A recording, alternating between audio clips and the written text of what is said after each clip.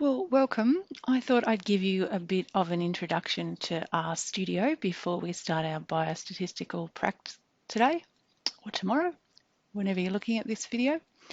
So basically you've watched the first video that showed you there was 4 different boxes in R.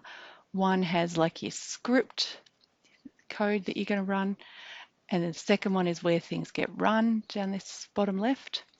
Up here we have things that show us what's in our environment. It'll show, you won't have this many, but it might show all the different things you've done recently, loading data, getting summaries, whatever. And so there's a few different things you can look at there. And down the bottom here, we'll often have plots that we can zoom on. If you can see that behind there, this shows us files that we could open, some packages that we'll have loaded and help, etc. Okay. So let's just go into some of the things that I thought might be worth going through. Okay, so I'm going to open the data set that we'll be using. Now, actually in the prac, you'll be using it from an S drive, it's a shared drive. I'm getting it from the research drive. And you'll notice when I clicked on that, it put load the data, and now it's put 2 data sets up there. We've got a snack study data set that has 50 people's 9 variables, and I've got a snack variables data set that tells us what the variables are. There are actually 21 different variables in the snack study. I've only included 9 in your data set. In fact, let's just quickly view the data set. So I can probably make this a little bigger, that first square. This is your data set here. It's got age, gender, pulse, weight, height, BMI, which is your body mass index, which is a ratio of your weight divided by your height squared, and then the category that you're in, your BMI category, and then your self-perception, whether you think you're overweight or acceptable weight. Okay, and I could also open up the that just did view the snack variables. So this has got the variables. So the ones I've mentioned, we've got the BMI, the body mass index, age, weight, height, and self-perceived body mass. We probably had gender there as well.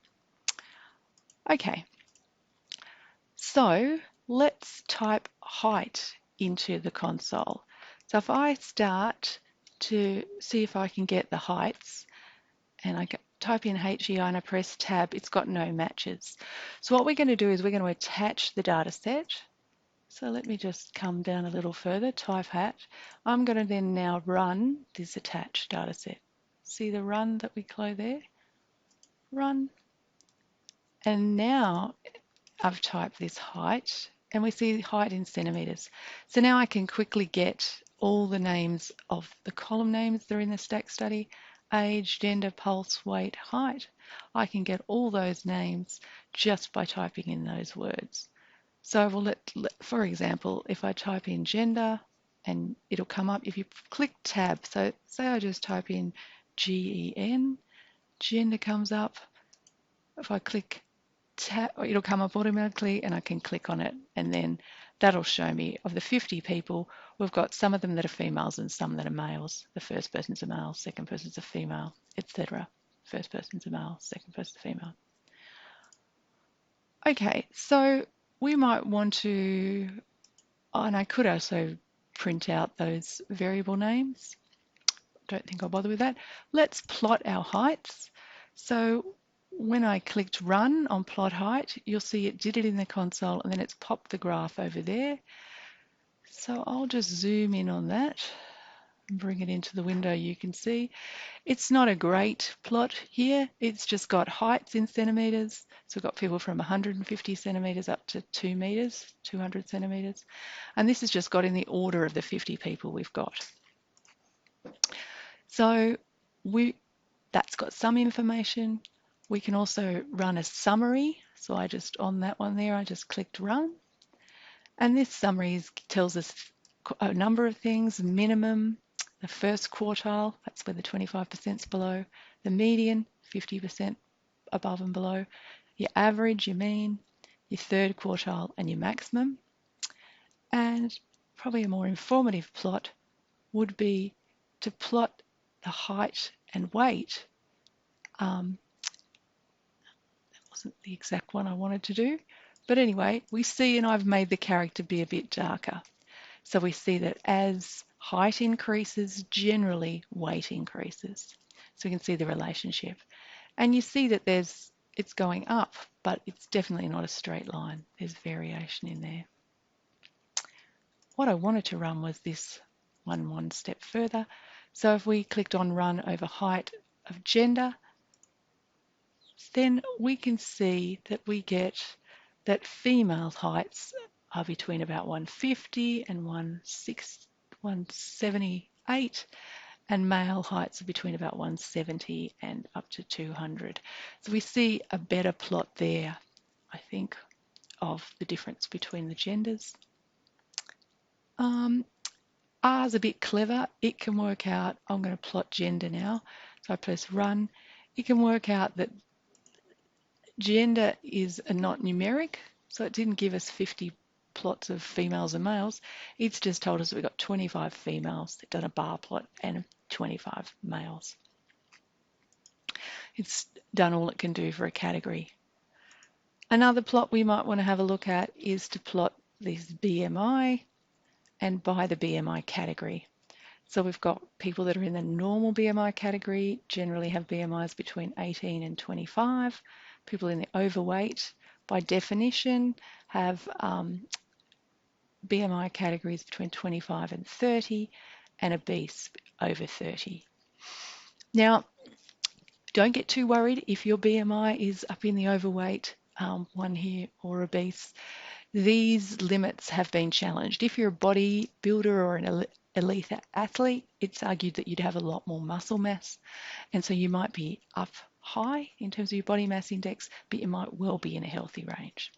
But for these exercises today, we're going to use the body mass index categories that are defined by the government and are used somewhere. If we just did body mass index category, which is a categorical variable, only thing we can do is just numbers and percentages. So we see that we've got 30 people, then 12, and then 8 in these different groups. And let's do a table of that. 30, 12, and 8 in obese. And if we run a summary, all it gives you in a summary is the count.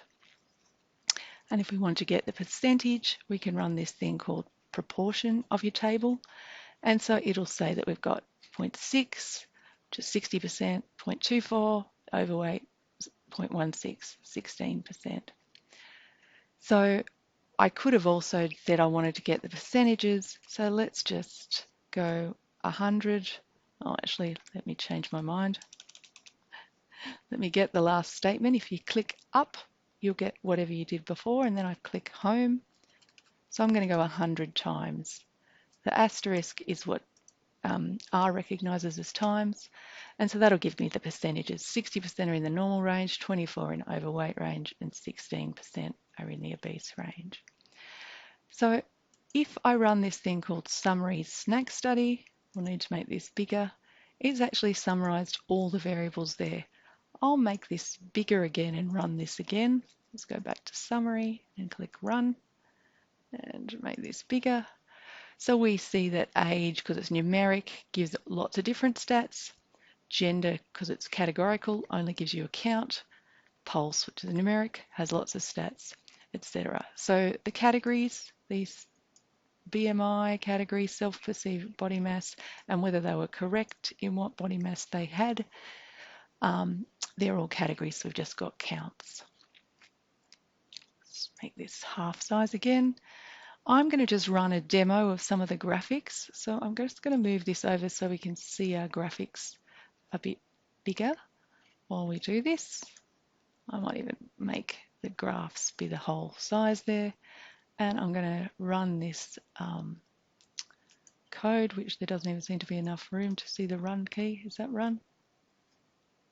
Run the current line, yes.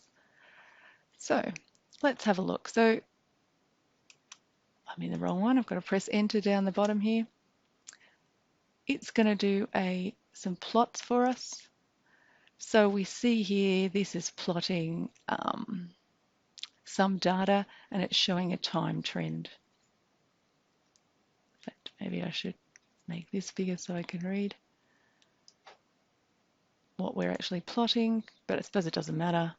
We've got a colour wheel here of the different colours that you can use. Here we've got, different pies that were eaten, etc. Another plot is these are these box plots, but they've got notches in them. So you can see that R is really powerful. Here's the distance between Brownian motions. A level of interest in R. This might have been as someone was giving a course on R, and hopefully they got more interested by the end. A histogram. So we'll look at some histograms today.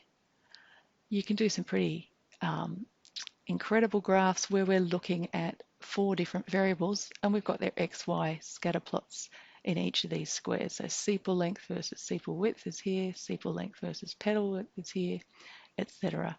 And we can even make them have different colors based on a particular variable.